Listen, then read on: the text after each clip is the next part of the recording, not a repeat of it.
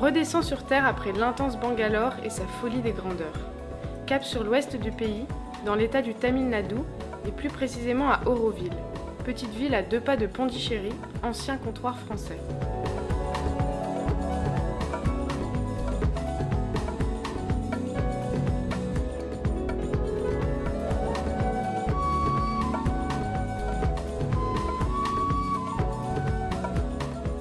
Bercé par des idéaux de communauté multiculturelle et en phase avec la nature, Sri Aurobindo et la mère fondent Auroville en 1968.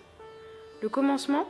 Régénérer la terre rendue infertile par les cultures intensives de cacahuètes pendant la période coloniale, en reforestant les environs, afin d'assurer une agriculture durable. On compte aujourd'hui 15 fermes qui distribuent leurs produits aux Aurovilliens grâce à Foodlink, le supermarché local. Mais malgré ce genre d'initiative, seulement 20% de la nourriture consommée par les Aurovilliens vient d'ici, car avant de parler d'agriculture durable, il faut reconcentrer ses choix de consommation sur le local. Manger frais et de saison, c'est le message de Solitude Farm, temple de l'agriculture naturelle où l'on s'est porté volontaire comme bien d'autres.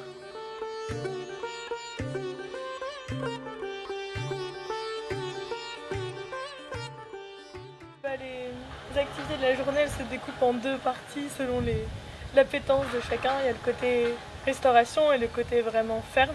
Donc c'est complet, on a le début de la chaîne des semences jusqu'à s'occuper des plantes, les cueillir. Et après direct on envoie tout au resto qui prépare ses petits mets avec les produits frais du jour.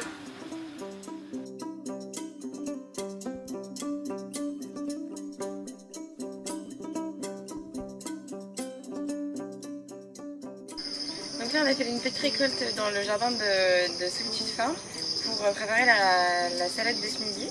Donc je pense qu'il y aura du radis, parce qu'on en a récolté, du radis blanc. Ça c'est des fleurs de citrouille, du chicken spinach qui est un épinard, enfin une herbe en fait qui pousse partout à Auroville et qu'on mange et qui est super bonne. Du poivre noir comme ça qui a un goût exceptionnel. Et ça c'est ce qui s'appelle le rada. Les fleurs de rada ils font un jus à partir de ça dans lequel ils rajoutent un peu de citron et qui est super bon.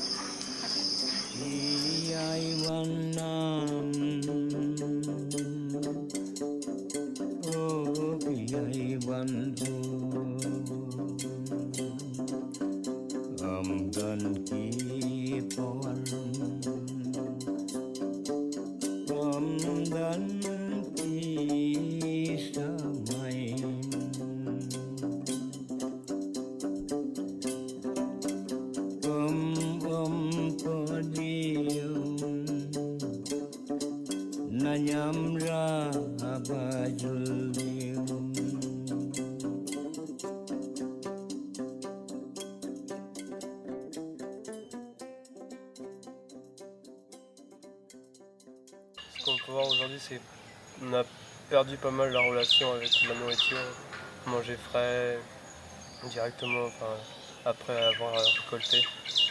Et du coup, dans des endroits comme ça, on voit que c'est super important et que ça fait du bien au corps, qu'on se sent bien en mangeant de la bonne nourriture qui est locale et bien fraîche.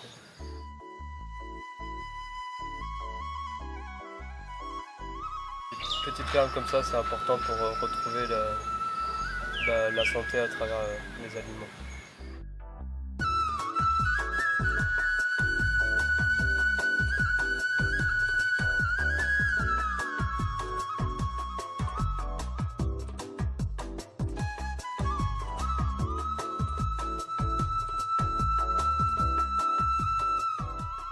Et ce qui est assez incroyable, c'est de voir aussi comment ils font face au défi de l'enjeu de l'eau, qui est quand même un des gros problèmes. Surtout là, cette année qui est particulière, puisque la mousson est très tardive et tout le monde l'attend avec impatience. Donc le premier enjeu pour pouvoir faire quoi que ce soit dans la ferme, c'est garder le maximum d'eau possible et vraiment savoir gérer correctement la ressource eau, ce qui se concrétise visuellement par un tas de mulch qui fait à peu près 1 mètre de haut, qui est assez atypique. Et vraiment avec toutes les ressources locales qui sont utilisées en direct, donc il y a des gens qui vont élaguer des bananes, des manguiers, et direct ça va être utilisé sur les plantations qui sont juste en bas.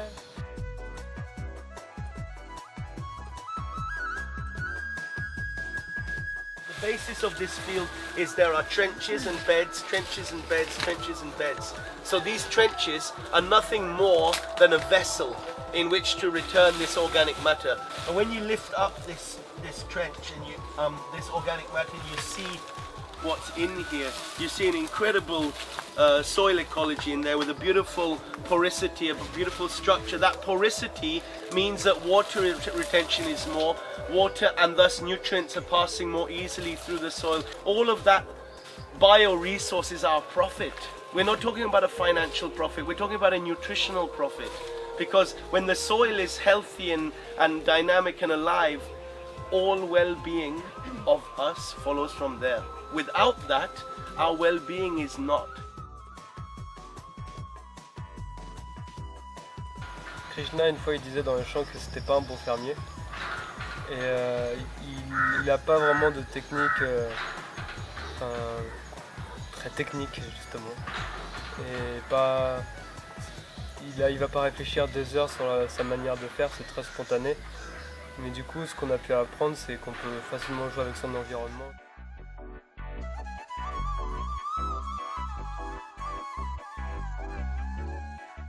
Le gros atout, c'est vraiment de casser les barrières et notre tendance à vouloir tout intellectualiser, parce que Krishna, il a cette particularité quand même de lire un peu le paysage et l'espace, et du coup d'être super intuitif et vraiment de laisser une place à l'imagination, et juste par nos sens tu perçois vraiment ce que tu as devant toi et tu essayes de composer avec, et du coup ouais, ça n'a rien à voir avec ce qu'on a connu jusqu'à là.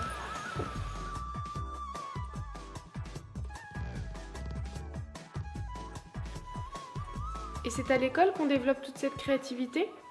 À Auroville, oui, car la communauté a un statut d'expérimentation qui permet aux institutions éducatives de développer leur propre curriculum.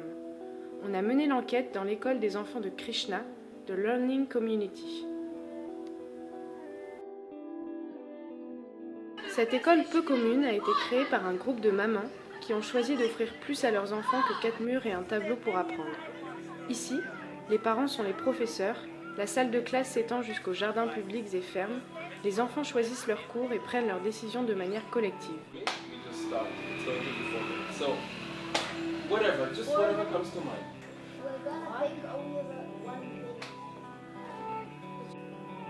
On a suivi les enfants pendant une journée de classe normale.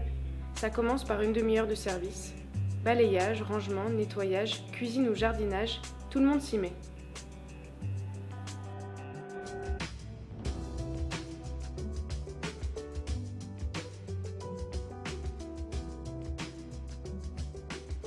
So first of all, we have a garden in the school, and Isabel is gardening the whole day, every day, and that's lovely to have in the background. So quite often children who are in the independent learning space, when they need a break, or if they're really interested as well, they go and they join her. And of course in the service time in the morning, there are some children who are looking after the garden. It's very much part of our background. And then children, a lot of the children, this is where the home and school boundary merges, where a lot of the children have gardens at home, vegetable gardens, and grow their own food. So quite often they bring things from their gardens and to share for snack time or lunch time.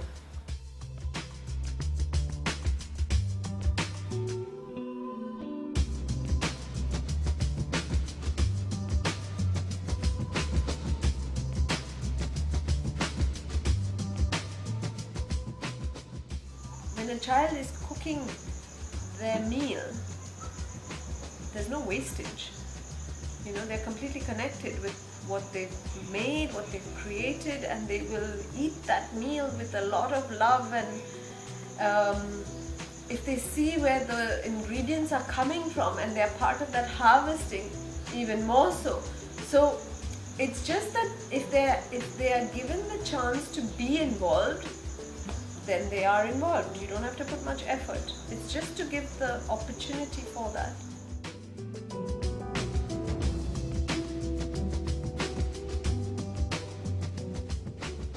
I don't have to keep them connected. You know, when it rains, the first thing children do is to go and play in the puddle. And if that is something that is looked at as a learning experience that is adding to their education rather than get into the class and let's focus on our lesson, then the connection is there.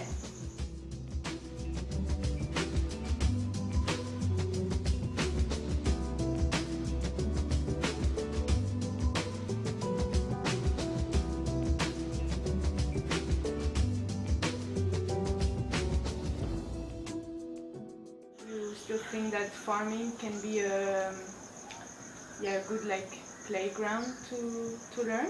Oh, perfect! Because it's a whole system. I mean, if we look at it from the very conventional side of chemistry, physics, biology, it's all there, and it's all interacting with each other, and so it becomes very alive and real and tangible, and what better way to learn than to learn it in a dry, dead kind of way from a blackboard.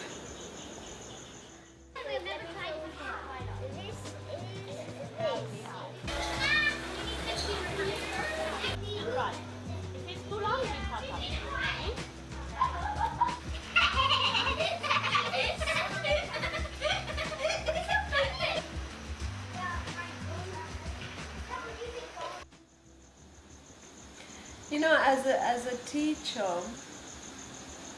I have spent a lot of time exploring different pedagogic styles and preparing the most exciting, interesting classes, and putting a lot of energy into preparing my class, which has been good fun, and it's been, I've learned a lot from it.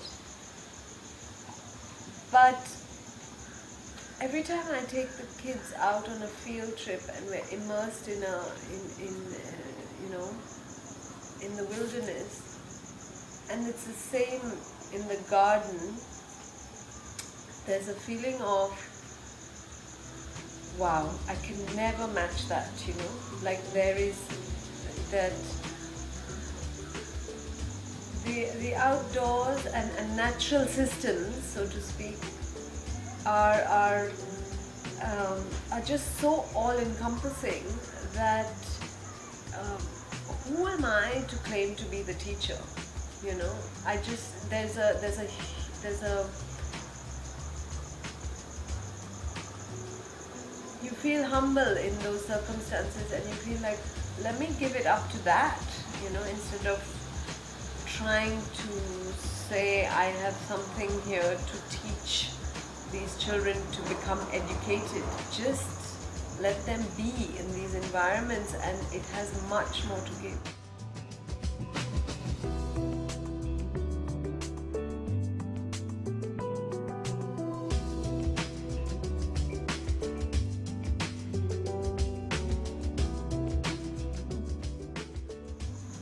I can only share that my experience as a teacher has come to that I can't teach anymore. I have nothing left to teach. I have a master's degree, and I have knowledge that I could impart, but it is just scratching the surface to a level that I just feel I'm doing them an injustice by teaching, so I don't teach anymore. What do you do? I'm just there with them in these environments, in the kitchen, in the garden, on the field, cycling here, organizing, if there's a conflict, what's going on inside for us. I'm just there with them, and we're working it out together. I'm as much a learner as they are, and facilitating in that, and the learning's happening.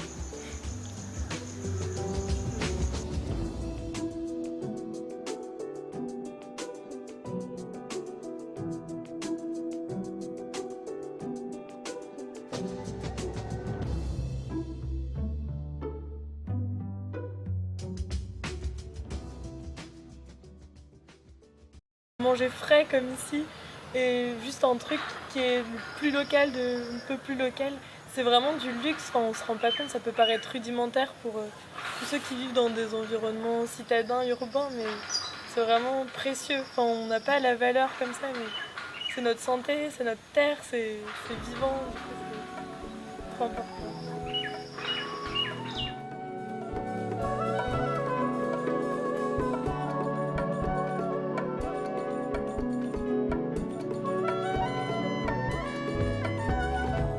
On est convaincus tous les deux du pouvoir du consommateur et que plus qu'un droit de vote, c'est vraiment ce qui va pouvoir dans le choix d'un produit, on choisit aussi le monde pour lequel on cautionne en fait le monde qu'on voudra aujourd'hui, demain et mettre du sens dans l'alimentation. Je pense que c'est le plus gros business sur Terre, donc c'est là où il y a le plus de possibilités de changement et on mange 3 fois par jour.